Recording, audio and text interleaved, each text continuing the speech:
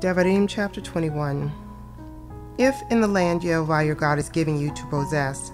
a murder victim is found lying in the countryside, and the perpetrator of the murder is not known, then your leaders and judges are to go out and measure the distance between the murder victim and the surrounding towns.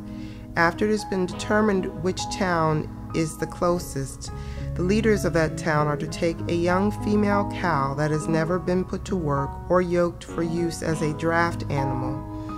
The leaders of that town are to bring the heifer down to a valley with a stream in it that never dries up, to a place that is neither plowed nor sown, and they are to break the cow's neck there in the valley.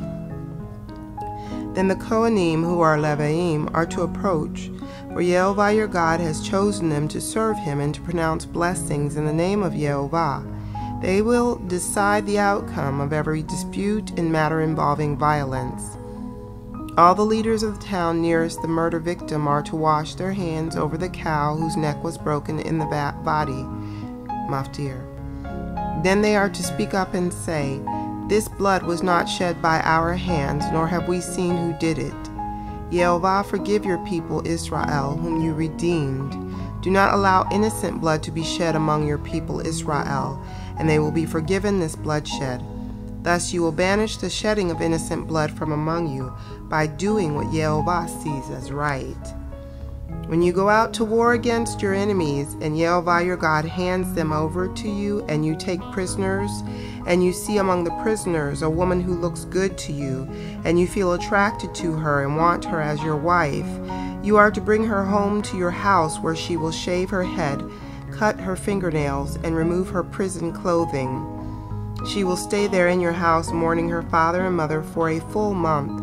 after which you may go in to have sexual relations with her and be her husband, and she will be your wife. In the event that you lose interest in her, and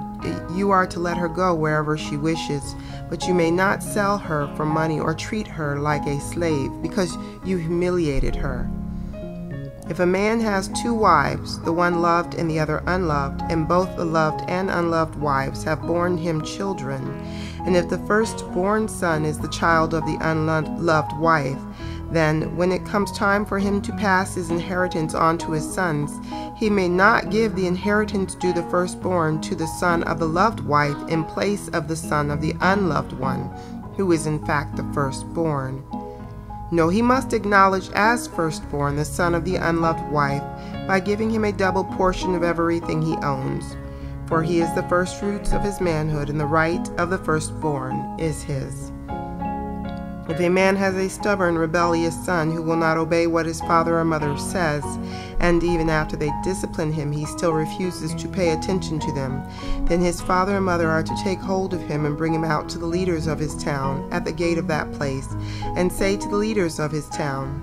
"This son of ours is stubborn and rebellious. He doesn't pay attention to us, lives wildly, gets drunk." Then all the men of his town are to stone him to death. In this way you will put an end to such wickedness among you, and all Israel will hear about it and be afraid. If someone has committed a capital crime and is put to death, then hung on a tree, his body is not to remain all night on the tree, but you must bury him the same day, because a person who has been hanged has been cursed by God, so that you will not defile your land, which Jehovah your God is giving you to inherit.